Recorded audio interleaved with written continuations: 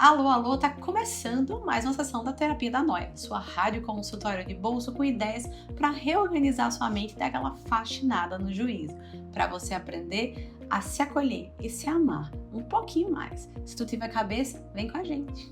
Eu tenho certeza que você já sentiu vergonha daquelas que faz você paralisar completamente. Aquele sentimento que faz a gente querer enterrar a cabeça dentro da terra.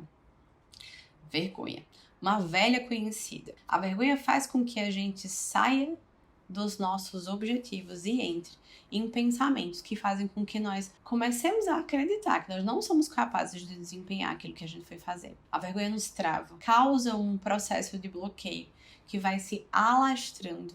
E o problema da vergonha é achar que só a gente passa por isso. Se você é uma pessoa que sente muita vergonha, esse episódio é para você. A sensação de ser inadequado, de estar errado, ou de parecer não tão bom quanto você gostaria de ser, ou de ser insuficiente, faz com que você possa sentir vergonha. E muitas vezes, quando a gente sente vergonha, não é essa emoção que aparentemente a gente identifica. Pode ser que quando você estiver sentindo vergonha, você identifique que você ficou irritado, ou que você ficou triste, amuado, como a gente chama aqui no Nordeste, né? Dá aquela amuadinha, fica mufino, como se diz aqui nas nossas terras nordestinas. Ficar mufino, ficar amuado, é ficar entristecido, desconectado daquilo que a gente foi fazer.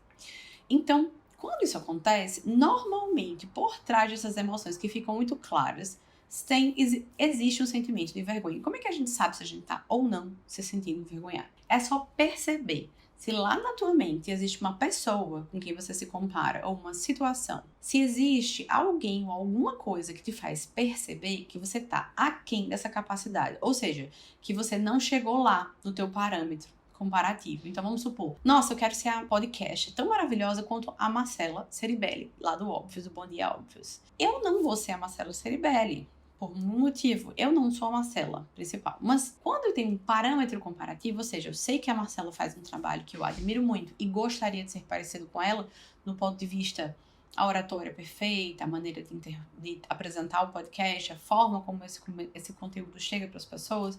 Então, ter esses parâmetros são legais para a gente poder fazer avaliações internas de como é que eu posso me apresentar da melhor maneira com os recursos que eu tenho. Mas quando eu começo a sentir vergonha, nós percebemos essa atmosfera crescendo um pouco mais. Então, por exemplo, nós perdemos a capacidade de acreditar que temos recursos suficientes, que somos suficientes para aquele desafio, para aquela situação, mas tem um plus nisso. A vergonha faz com que a gente perceba algo que nós fizemos e que a gente pode não se sentir orgulhosa em fazer, ou notar que aquilo que a gente fez não está tão legal quanto o que a gente seria capaz de fazer ou que outra pessoa seria capaz de fazer. E isso inibir o seu movimento de continuar fazendo. E olha só, me responde.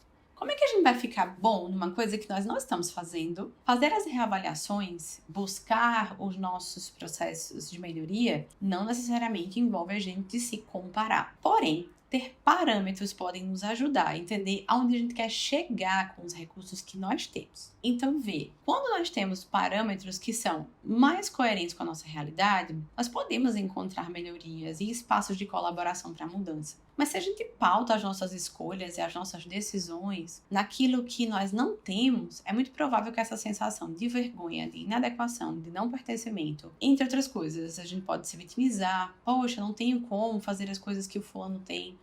E também a gente pode entrar em espaços de dor mesmo, né? O que eu tô fazendo não tá bom, e aí ao invés de tentar entender quais os recursos que eu tenho para melhorar, nos parâmetros comparativos da vida que eu levo, eu me sinto envergonhada por ter só aquilo e apenas aquilo. E aí paro de fazer o que eu tô fazendo. Imagina se as pessoas que começaram com pouquíssimos recursos tivessem parado. Imagina que as pessoas que começaram a apresentar os seus vídeos no YouTube, se você pega qualquer pessoa que começou, alguém que você... pensa em alguém que você admira. Pensa agora em alguém que você admira, tá? Pega os vídeos dessa pessoa lá atrás, quando ela começou a dar aula, como ela começou a produzir conteúdo, bom, dando aqui exemplos de rede social. Ou pega vídeos de pessoas que hoje fazem muito sucesso e tem um trabalho muito reconhecido. A Gabriela Prioli, o Mário Sérgio Cortella, o Leandro Carnal. Tô dando exemplos aqui, tá, gente? Assim, aleatoriamente. Mas pega esses conteúdos dessas pessoas lá atrás. Observa a forma como eles apresentavam. Vê o quanto de coisa mudou, né? Eles não deixaram de ser quem eles eram, mas eles foram melhorando as pessoas que eles se tornaram. Obviamente, é resultado desse processo constante de exposição e de busca de melhoria dentro dos parâmetros que eles têm, né? Então, quando a gente se sente envergonhado, a gente se prende dentro dessa emoção, nós experimentamos uma maré de outras emoções que estão ali, ó, afins, próximas. E isso vai criando um distanciamento do nosso objetivo e das coisas que a gente gostaria de viver e de sentir. Então, quando você notar que você está ficando envergonhado muitas vezes na mesma situação, uma dica importante para você. Procura exatamente o que te deixa desconfortável, para tentar fazer com que essa coisa pareça menos dolorosa. Então, vou dar um exemplo prático. Apresentar um podcast é difícil. Para mim, por exemplo, é difícil a exposição com a imagem e é difícil os textos, os roteiros.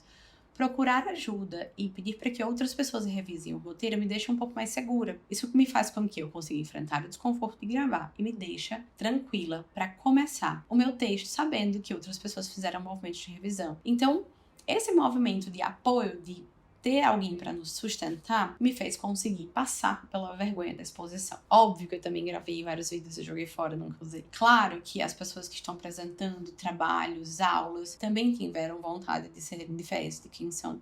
Se de repente você nota que você sente vergonha de coisas muito elementares, como por exemplo, de repente você nota que você tem vergonha de coisas ainda mais simples no dia a dia para as pessoas, que para você é super difícil, como entrar num espaço cheio de gente, numa sala de aula que já começou a aula, num cinema depois que o filme iniciou.